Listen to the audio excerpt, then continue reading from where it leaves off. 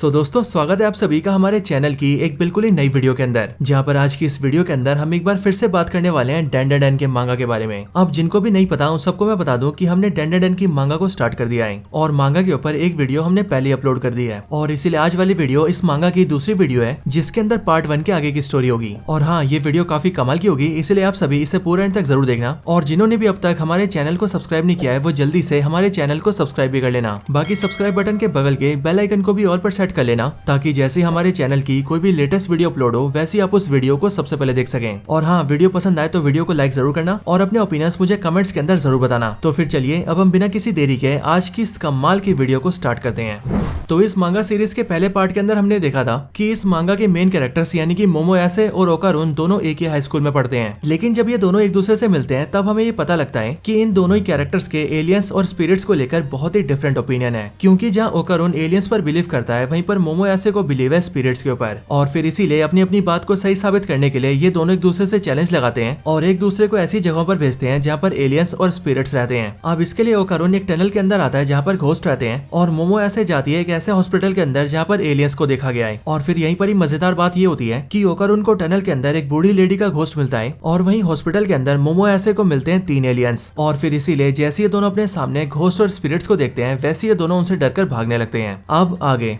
अपने सामने 3 अजीब से एलियंस को देखकर मोमो बहुत ज्यादा डर जाती है और इसीलिए वो उनसे डर के भागने लगती है। लेकिन तभी हमें देखते हैं कि वो तीनों एलियंस मोमो का पीछा करते हैं और वो न सिर्फ बड़ी तेजी से मोमो को पकड़ लेते हैं बल्कि वो तीनों देखते देखते मोमो के सारे कपड़े भी फाड़ देते हैं। और फिर इसके ठीक बाद ही वो लोग मोमो को बेहोश कर देते हैं एंड उसे कैप्चर करके अपने अड्डे पर ले आते हैं। जब मोमोयासे की आंखें खुलती है तब वो देखती है कि जिन 3 एलियंस ने उसे पकड़ा था उन्होंने उसे यहाँ पर बांध दिया है और इस टाइम पर उन लोगों ने उसे एक कुर्सी पर बैठाया है जहाँ पर उसके दोनों हाथ और दोनों पैर पूरी तरह से लॉक है। और सिर्फ ये नहीं बल्कि मोमो ये भी नोटिस करती है कि उसकी बॉडी पर उसके कपड़े भी नहीं है। यहाँ पर जैसी मोमो को होश आया होता है वैसे हम ये देखते हैं कि तीनों एलियंस में से एक एलियन उससे कहता है तुम ठीक तो हो ना लेडी। एलियन के मुंह से इस बात को सुनकर मोमो डरते हुए उनसे कहती है तुम लोग एलियंस हो ना। ये सुनकर वो एलियन मोमो से कहता है असल में हम लोग सर्पोयंस है जो कि सर्पो प्लेनेट से आए हैं। उनकी इस बात को सुनकर मोमो को पता लग जाता है कि वो सब लोग एक्चुअल में एलियंस ही हैं और इसीलिए मोमो उनसे काफी ज्यादा डरने लगती है। लेकिन फिर तभी मोमो को देखकर उनमें से एक एलियन कहता है लेडी हमसे डरो मत, हम बहुत ही अच्छे हैं। पर ये सुनकर मोमो उनसे कहती है कि जो लोग अच्छे होते हैं वो किसी गर्ल को नेकेड नहीं करते हैं और इसीलिए तुम लोग जल्दी से मेरे क्लोथ्स मुझे वापस करो। ये सुनकर एलियंस मोमो से कहते हैं कि उन्होंने उसके कपड़ों को संभाल कर रखा है। पर तभी मोमो अपने कपड़ों को देखती है जो कि बुरी तरह से फटे होते हैं और इसीलिए मोमो चिल्लाते हुए उनसे कहती है कि तुम लोगों ने मेरे कपड़ों को फाड़ दिया है और इसीलिए अब तुम्हें इसका हिसाब देना होगा। और हाँ, सबसे पहले मुझे यहाँ से खोलो, मुझे अपने घर जाना है। अब ये सुनकर एलियंस मोमो से कहते हैं कि हमें तुमसे कुछ खास बात करनी है। ये बोलते वो लोग मोमो से कहते हैं कि हमारी स्पीशीज के अंदर सिर्फ और सिर्फ मेल्स हैं और इसीलिए हम लोग क्लोनिंग टेक्नोलॉजी का यूज करते हैं एंड अपने क्लोन्स बनाकर अपनी आबादी को बढ़ाते हैं। लेकिन अब क्योंकि हम अपनी स्पीशीज के अंदर सिर्फ अपने जैसे ही लोग बना रहे हैं इसीलिए सबके एक जैसा होने की वजह से हमारी स्पीशीज के अंदर कोई भी इवोल्यूशन नहीं आ रहा है और इसीलिए हम लोग ये देख रहे हैं कि हमारी पूरी स्पीशीज के अंदर से सभी तरह का इमोशन खत्म हो चुका है। ना तो हम लोग खुश होते हैं, ना ही दुखी होते हैं और ना ही हमें गुस्सा आता है। और अब क्योंकि हमारे अंदर इमोशंस नहीं है इसीलिए हम लोग रिप्रोड्यूस नहीं हो पा रहे हैं। सो अब अपनी इन्हीं रिप्रोडक्टिव फंक्शंस को वापस पाने के लिए हमें तुम्हारी जरूरत है और इसके लिए हम ये चाहते हैं कि तुम ह्यूमंस के पास जो बनाना जैसा ऑर्गन है वैसा ऑर्गन हमारे पास भी आ जाए ताकि हम उससे अपनी स्पीशीज को बढ़ा सके। अब इसके बाद ही हम ये देखते हैं कि वो एलियन जो कि मोमो से बातें कर रहा था वो अपने मेन पार्ट की जगह से एक बड़ी सी मशीन निकालता है और फिर उसे दिखाते हुए वो मोमो से कहता है कि अब हम लोग तुम्हारे साथ वो सब करेंगे और फिर तुम्हारे साथ वो सब करने के बाद हमारे पास भी तुम ह्यूमंस जैसे रिप्रोडक्टिव ऑर्गन्स आ जाएंगे क्योंकि हम तुम्हारे अंदर से उन सबको एक्सट्रैक्ट कर लेंगे। अब उनकी इन बातों को सुनकर मोमो बहुत ज्यादा परेशान हो जाती है और इसलिए वो चिल्लाते हुए उन एलियन से कहती है कि मैं इससे पहले एक बुरे लड़के को डेट कर रही थी लेकिन तब भी मैंने अपनी वर्जिनिटी को बचा कर रखा था और मैं अपनी वर्जिनिटी तब तक संभाल कर रखूंगी जब तक मुझे कैंता का कुरानी मिल जाता और इसीलिए कोई क्रीपी एलियन मुझसे वो छीन ले ऐसा तो मैं कभी नहीं होने दूंगी। लेकिन इसके बाद ही हम ये देखते हैं कि मोमो के चिल्लाने की वजह से वो एलियंस मोमो के ऊपर अपनी साइकोकाइनेसिस पावर्स को यूज करते हैं और उससे मोमो को बेहोश कर देते हैं। और फिर इसके बाद ही जैसे वो एलियंस मोमो को लगभग बेहोश कर ही देते हैं तभी एक एलियन सामने आकर मोमो की दोनों टांगे पकड़ता है और फिर वो कहता है तो चलो अब शुरू करता हूँ। लेकिन फिर इसी टाइम पर मोमो का फोन बजता है और मोमो को ये फोन ओकारुन ने किया होता है लेकिन ओकारुन का फोन एलियंस को डिस्टर्ब कर देता है और इसीलिए वो लोग फोन देखकर ये कहते हैं कि जो भी बंदा इस टाइम पर फोन कर रहा है उसने बहुत गलत टाइम पर फोन किया है। लेकिन फिर इसके जस्ट बाद ही हम लोग ये देखते हैं कि मोमो के फोन के अंदर से सीधा टर्बो ग्रैनी बाहर आती है और बाहर आते ही वो टर्बो ग्रैनी उस एलियन के औजार को खा जाती है। लेकिन फिर इसके बाद ही हमें टर्बो ग्रैनी का चेहरा दिखता है और फिर जाकर हमें पता लगता है कि वो असल में ओकारुन ही है। लेकिन इस टाइम पर ओकारुन की बॉडी को टर्बो ग्रैनी ने टेक ओवर कर लिया है और इसके लिए यहाँ पर हमें बताया जाता है कि टर्बो ग्रैनी ने ओकारुन को कर्स कर दिया है और इसी वजह से ओकारुन ऐसा हो गया है। यहाँ ओकारुन जैसी मोमो को देखता है वैसी वो चिल्लाते हुए कहता है मिस यासे वहाँ उस टनल के अंदर सच में कोई स्पिरिट थी और देखिए वो जो टर्बो ग्रैनी थी थी उसने अपने कर्ज से मुझे कैसा बना दिया है। यहाँ पर ओकारुन को देखकर मोमो को बहुत खुशी होती है और इसीलिए वो भी चिल्लाते हुए कहती है, ओकारुन अच्छा हुआ तुम आ गए, प्लीज मुझे बचाओ। लेकिन फिर इसी टाइम पर हम बाकी एलियंस को देखते हैं जो कि ओकारुन को देखकर कहते हैं, क्या बात है, ये तो एक सेलफोन से ट्रांसपोर्ट होकर यहाँ पर आ गया है। सच में ऐसी कमाल की टेक्नोलॉजी तो हमारे पास भी नहीं है। बट यहाँ पर हम ये नोटिस करते हैं कि ओकारुन अपने ऊपर से कंट्रोल खो देता है और टर्बो ग्रैनी उसकी बॉडी पर पूरी तरह से काबू कर लेती है। और फिर इसके बाद ही टर्बो ग्रैनी उन एलियंस से कहती है, मुझे अपना केला दे दो,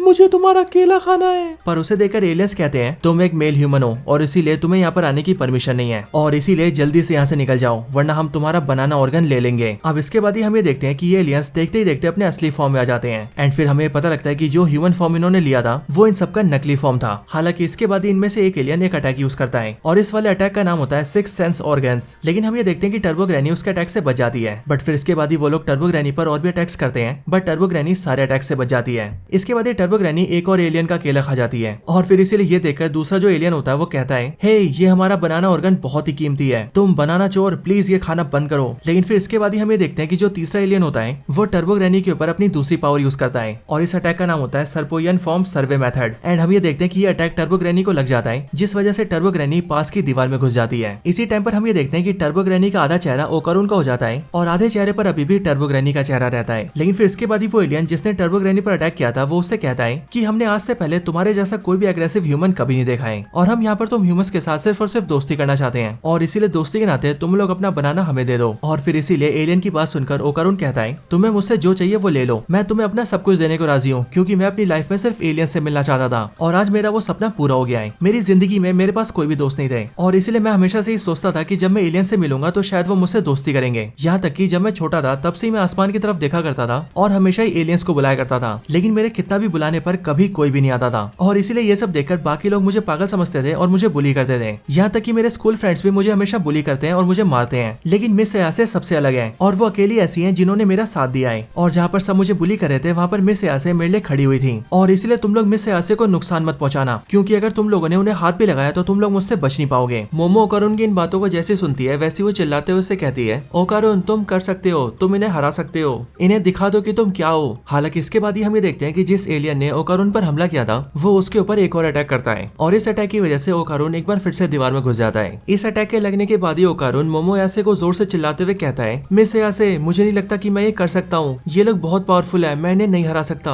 लेकिन ओकारुन जैसे ऐसा बोलता है वैसे उसकी बात सुनकर मिस यासे कहती है, हाँ क्या इतनी जल्दी हार मान गए, अरे यार कुछ तो करो। लेकिन फिर जिस एलियन ने ओकारुन पर हमला किया होता है वो कहता है, हमें लगा था ह्यूमन मेल्स बहुत अच्छे होते हैं लेकिन तुम तो बहुत ही घटिया हो और इसीलिए हम तुमसे कभी दोस्ती नहीं करेंगे, लेकिन हाँ ये वुमेन बहुत ही बढ़िया है और इसीलिए हम अपनी आबादी को बढ़ाने के लिए इस वुमेन का यूज करेंगे। और फिर ये बोलने के बाद ही वो एलियन अपना हथियार निकालता है एंड वो मोमो को बेहोश करने लगता है। लेकिन इस बार जैसे वो एलियन मोमो को बेहोश कर रहा होता है वैसे मोमो को अपनी दादी की एक मेमोरी याद आती है जिस मेमोरी के अंदर मोमो ये देखती है कि जब वो छोटी सी थी तब से वो अपनी दादी को ये कहा करती थी कि उसे अपनी दादी का बताया हुआ रिचुअल नहीं करना है क्योंकि उस रिचुअल को रोज रोज करने की वजह से उसके फ्रेंड्स भी उसका मजाक उड़ाते हैं। लेकिन मोमो की इस बात को सुनकर उसकी दादी उससे कहती है कि तुम्हें ये रिचुअल रोज करना चाहिए क्योंकि अगर तुम इसे रोज करोगी तो तुम इससे अपना ची रिलीज कर पाओगी और जब तुम्हारा ची रिलीज होगा तो तुम कभी भी बीमार नहीं पड़ोगी और सिर्फ ये नहीं बल्कि तुम्हारे साथ कभी कुछ गलत भी नहीं होगा और अगर कोई बुरी शक्ति तुम्हारे पास आती है तो वो भी तुम्हारा कोई नुकसान नहीं कर पाएगी। और हाँ ऐसा करने के लिए तुम्हारे पेट के नीचे जो एनर्जी है उस पर फोकस करना और उसके बाद ही अपने ची को रियलाइज करना और जब तुम्हें तुम्हारा ची दिखने लगे तो उसे अपने सर से बाहर निकाल देना। हम ये देखते हैं कि अपने दादी के कहने पर मोमो ऐसा करने लगती है बट एज ऑफकोर्स उसके ऐसा करने की वजह से उसके सारे दोस्त उसका मजाक उड़ाते हैं और इसीलिए अपनी मेमोरीज के अंदर मोमो अपनी दादी से कहती है, ग्रैंडमा मैं ऐसा कभी नहीं करूंगी, ऐसा करने से सब मेरा मजाक उड़ाते हैं इसीलिए कभी नहीं करूंगी, मैं इसे कभी नहीं करूंगी। बट यहाँ पर इन सारी बातों को सोचते हुए मोमो खुद से कहती है कि आखिरकार मैं इन सारी बातों को यहाँ पर क्यों सोच रही हूँ। लेकिन फिर ये सब बोलने के साथ ही मोमो अपनी इसी पावर को यूज करती है और वो अपने बेली के नीचे की एनर्जी पर फोकस करते हुए अपनी ची को विजुअलाइज करती है और फिर इसी के रिजल्ट में हम ये देखते हैं कि मोमो की पावर्स इतनी ज्यादा बढ़ जाती है कि वो जिस एलियन मशीन में कैद होती है वो उसे एक ही झटके में तोड़ देती है। मोमो को ऐसा करते हुए देखकर ओकारुन भी काफी शॉक हो जाता है और इसीलिए वो मोमो से कहता है, मिस यासे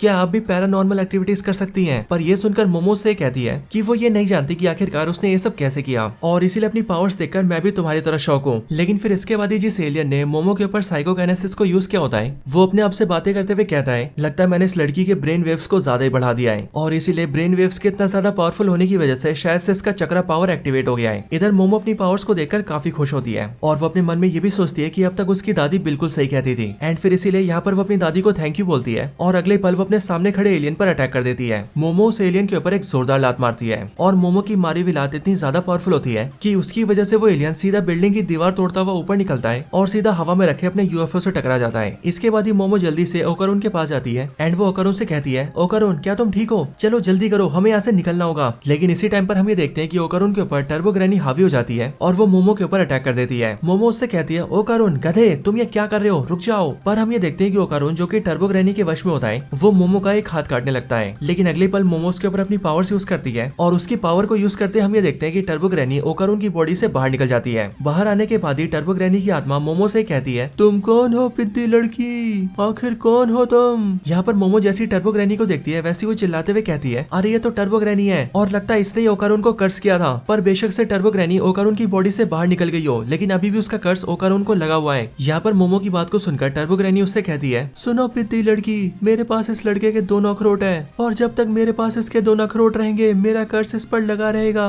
और हाँ, अगर तुम्हें इसके अखरोट वापस चाहिए तो मेरे टनल में आ जाना, मैं अपनी गुफा के अंदर दिखाऊंगी तुम्हें कि मैं क्या कर सकती हूँ। और फिर ये बोलने के बाद ही टर्बो ग्रैनी वहाँ से गायब हो जाती है। अब इसी टाइम पर हम ये देखते हैं कि मोमो के अटैक से वो एलियन जिस यूएफओ से टकराया था उस वाले यूएफओ के अंदर आग लग जाती है और इसीलिए वो बहुत ही जल्दी ब्लास्ट होने वाला होता है। एंड इसीलिए उसे देखकर मोमो ओकारून से कहती है कि ये यूएफओ कभी भी फट सकता है और इसीलिए हमें यहाँ से भागना होगा। और फिर इसी के कुछ टाइम बाद हम ये देखते हैं कि यूएफओ ब्लास्ट हो जाता है और उसके ब्लास्ट होने की वजह से वो बिल्डिंग भी आधी डिस्ट्रॉय हो जाती है। लेकिन इसके अगले सीन में हम ये देखते हैं कि इस टाइम पर मोमो और ओकारून वहाँ से काफी दूर आगे होते हैं और इसीलिए उन दोनों की जान बच जाती है। बट यहाँ पर मोमो ये देखती है कि ओकारून की हालत बहुत खराब है और इसीलिए वो अपनी पावर से उसे ठीक करने लगती है। लेकिन इसी टाइम पर मोमो ओकारून से बोल रही होती है कि अब से मुझे एलियंस पर भरोसा हो गया है और इसी का जवाब देते हुए ओकारून मोमो से कहता है, हाँ और मुझे स्पिरिट्स पर भरोसा हो गया है। पर इसके आगे मोमो कहती है, तो अब क्या, अब आगे क्या करें? पर यह सुनकर ओकारून कहता है, गुड क्वेश्चन, लेकिन मुझे खुद नहीं पता कि हमें क्या करना है। इस पर मोमो ओकारून से कहती है, असल में उस टर्बो ग्रैनी ने तुम पर कर्ज डाल दिया है और इसीलिए अगर मैंने तुम्हारे ऊपर अपनी पावर्स को यूज नहीं किया तो तुम उसके कर्ज की वजह से बेकाबू हो जाओगे। यहीं पर ही मोमो थोड़ा सा उदास होती है एंड वो ओकारून से कहती है, मेरे पास अब मेरी यूनिफॉर्म भी नहीं है और मैंने तो अपना फोन और वॉलेट भी खो दिया है। बट मोमो की बात सुनने के बाद ही ओकारून उससे कहता है, वैसे तुम्हारे हिसाब से टर्बो ग्रैनी ने मेरे ऊपर जो कर्ज डाला है हम उसे कैसे हटा सकते हैं? और फिर ओकारून की बात को सुनकर मोमो से कहती है कि उसके कर्ज को हटाने का सिर्फ एक ही तरीका है और वो ये है कि हमें टर्बो ग्रैनी को हराना होगा क्योंकि ये कर्ज टर्बो ग्रैनी की वजह से ही है और इसीलिए अगर हम टर्बो ग्रैनी को हरा दे तो उसका कर्ज भी हट जाएगा। मोमो की बात को सुनकर ओकारून उससे कहता है, अगर ऐसी बात है तो ठीक है, मैं जा रहा हूँ उसे हराने। ये बोलकर ओकारून खड़ा होता है और वो अपने सारे क्लोथ्स को उतार देता है और फिर वो मोमो से कहता है, मिस यासे आप मेरे सारे कपड़े पहन लीजिए और फिर आप आराम से अपने घर चले जाइए। पर उसकी बात सुनकर मोमो से कहती है, हे ओकारून तुम कहाँ जा रहे हो, रुक जाओ, मेरे बिना तुम कर्ज को कंट्रोल नहीं कर पाओगे और फिर से बेकाबू हो जाओगे। पर मोमो की बात सुनकर ओकारून अपना सर नीचे झुकाता है और फिर वो काफी दुखी मन से कहता है, मिस यासे ये सब जो भी कुछ हुआ है वो सब मेरी गलती से हुआ है और इसीलिए अब इन सब के आगे मैं आपको और ज्यादा प्रॉब्लम में नहीं डालना चाहता और इसीलिए मैं अकेला हिम्मत दिखाकर उस टनल में जाऊंगा और टर्बो ग्रैनी के साथ सारी चीजें सॉल्व करूंगा। और फिर ये बोलकर ओकारून वहाँ से चलकर जाने लगता है। पर तभी उसे देखकर मोमो से कहती है, हे ओकारून तुम मुझसे हेल्प क्यों नहीं मांग रहे हो? और वैसे क्या तुम्हें लगता है कि जो चीजें मैंने अब देख लिया उन्हें देखकर मैं तुम्हें अकेला जाने दूंगी? और वैसे भी याद रखना, अगर मैं तुम्हारे साथ नहीं गई तो तुम्हारी मौत भी हो सकती है और इसीलिए बेहतर यही होगा कि टर्बो ग्रैनी के पास तुम और मैं दोनों मिलकर चलें। मोमो की इन बात को सुनकर ओकारून उससे कहता है, क्या सच में मिस यासे आप मेरी हेल्प करेंगी? पर ये बात सुनकर मोमो ओकारून से कहती है, चलो अब चुप हो जाओ और अपने कपड़े पहनो, अब हमें यहाँ से निकलना होगा। लेकिन मोमो जैसे ऐसा बोलती है वैसे उसके बाद ही हमें देखते हैं कि ओकारून उससे कहता है, मैं एक बहुत ही ऑकवर्ड इंसान हूँ। पर वो जैसे ऐसा बोलता है वैसे मोमो उस पर नोटिस करती है और वो ये देखती है कि ओकारून की इस बात को सुनकर उसकी दिल की धड़कनें बढ़ गई हैं। ओकारून फिर से कहता है, मिस यासे मैं बहुत ही ऑकवर्ड इंसान हूँ और इसीलिए प्लीज इन कपड़ों को आप ही पहनिए क्योंकि अगर आपने इन्हें नहीं पहना तो मैं आपसे ढंग से बात भी नहीं कर पाऊंगा, इसीलिए प्लीज मुझे एम्बेरस मत करिए और इन्हें पहन लीजिए। अब यहाँ पर हम ये देखते हैं कि उसकी बातों को सुनकर मोमो थोड़ा सा शर्मा जाती है एंड ओकारून ने जो ये कहा होता है कि मैं बहुत ही ऑकवर्ड इंसान हूँ, ये वाली लाइन अक्सर केन ताकाकुरा कहता है, यानी कि वही एक्टर जो कि मोमो का क्रश है। और इसीलिए यहाँ पर केन ताकाकुरा की कही हुई बातें ओकारून के मुंह से सुनकर मोमो अयासे को कुछ होने लगता है। यहाँ पर मोमो अपने मन में खुद से कहती है, अरे ये क्या, इसके मुंह से केन ताकाकुरा वाली लाइन सुनकर मुझे क्या होने लगा है। लेकिन फिर अगले पल ही मोमो खुद से कहती है, काम डाउन मोमो, सब ठीक है। और फिर इसके लिए मोमो धीरे से स्माइल करती है एंड फिर वो डबल बैटरी से यानी कि ओकारून से कहती है कि उसका नाम क्या है, क्योंकि वैसे तो ओकारून ने उसे अपना नाम बताया था लेकिन उसे किसी का नाम जल्दी याद नहीं रहता है और इसीलिए वो ओकारून से कहती है कि वो उसे अपना नाम बताए। और फिर ये सवाल सुनते ही ओकारून मोमो से कहता है कि उसका नाम केन ताकाकुरा है। और यहाँ पर जैसी मोमो सुनती है कि ओकारून का नाम केन ताकाकुरा है वैसे उसके होश उड़ जाते हैं। लेकिन इसके साथ ही ये पार्ट भी यहीं पर एंड हो जाता है। सो दोस्तों ये पार्ट तो यहाँ पर एंड हो चुका है, लेकिन अगर आपको जानना है कि आगे क्या होगा तो आप उसके लिए हमारे डेंडेड एंड मांगा की वीडियोस को जरूर देखना। लेकिन हाँ, तब तक के लिए this is the end of the video.